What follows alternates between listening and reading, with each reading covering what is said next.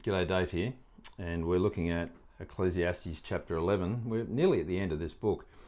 There's been some big themes as we've worked our way through it. One of the refrains that keeps coming up in Ecclesiastes is this word that gets translated in English as meaningless, meaningless. The word havel in Hebrew, meaning a mist or a vapour. We're here and then we're gone. And it's a big theme of Ecclesiastes, the transience of life. We're here for a short time and then we die, and who knows what happens afterwards. That's a big theme. But there's also another theme that's been emerging, particularly in these latter parts of Ecclesiastes, and that is to enjoy life while we can, to make the most of life, to eat and drink and find satisfaction in our work, to enjoy the wife of our youth during these toilsome days that we have, and so on. There's this kind of awkward parallel picture of life being frustrating and meaningless, but just making the most of life while you can. And these ideas kind of converge, I think, in this part of Ecclesiastes that we've got in front of us. And I'll pick it up with you at chapter 11 and verse 7. Light is sweet, and it pleases the eyes to see the sun. However many years anyone may live, let them enjoy them all. But let them remember the days of darkness, for there will be many.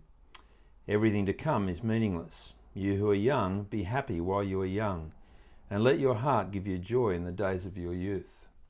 One of the interesting things for me has been looking again at this book of Ecclesiastes and being reminded that it was actually one of the first books that I looked at and studied when I was a young Christian.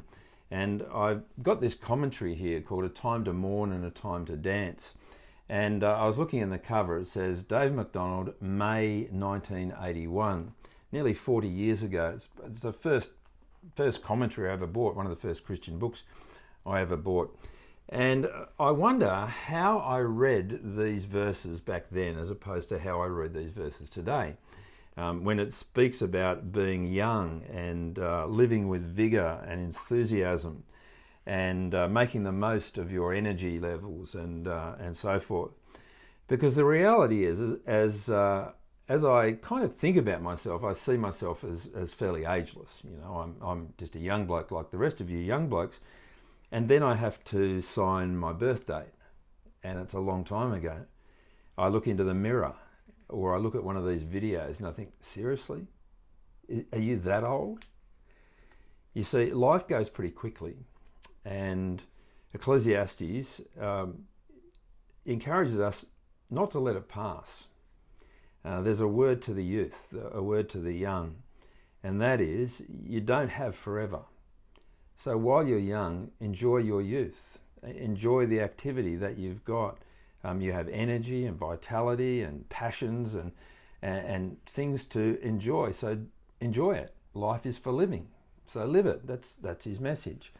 And I guess I look at my sons, who are now pretty grown up. One of them turns 30 very soon. Another's 28. Another's 21. And my daughter, who's I think about 23. And we look at them, and my wife and I, and see them out surfing and playing rugby and doing Ironman triathlons and rock climbing and abseiling and canyoning and look, it's exhausting just talking to you about it. And I think, well, maybe that was me once.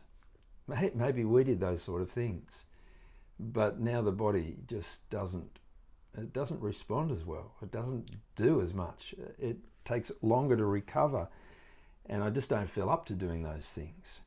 And so the message here is youth is something that's been given by God to be enjoyed. If you're young or you feel young and you're reading this, you're looking at this video, then let me encourage you to make the most of your youth. It's interesting though, isn't it? The message that we get from our society about youth, because youth is held to be almost an ultimate value. The young, the attractive, the energetic, the fit, they're the people that we parade in front of us. They're the people that we worship. They're the people that we idolise and live up to.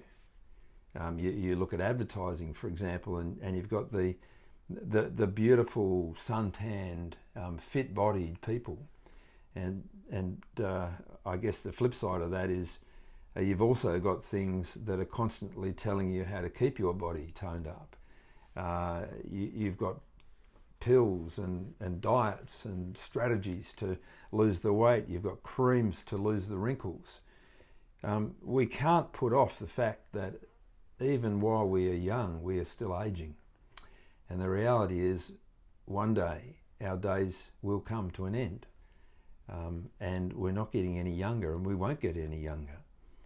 And so Ecclesiastes says it's good to enjoy your youth because you won't have it forever. And I think that's where the key is. See, Ecclesiastes is not fundamentally a pessimistic, cynical book. It's not a satire on life. It's a book of perspective. You see, there's good to enjoy in life. Just don't make the good the ultimate. Don't turn youth into something to aspire to at all costs. No, there is something else that's ultimate. There's something else that will endure. And this passage reminds us that one day our lives will come to an end and things will be brought to account. That there is a day of judgment that's to come. And it says, therefore, to banish anxiety and to cast off all the troubles of your body, for youth and vigour are meaningless. See, what it's saying, in effect, is, look, you don't have to live for youth. You don't have to get stressed about the fact that you're putting on weight, that you're not as fit as you once thought that you were, that your hair is receding, that your body is sagging. You don't have to be stressed about these things. That's life. And that's going to happen. If it hasn't happened to you already, it's going to happen. But you don't have to fear that or be anxious about that, because that's not what ultimately life is all about. We'll see as we finish off this book very soon that there's something bigger and better and more important in life than living for youth. And that has to do with our relationship with God.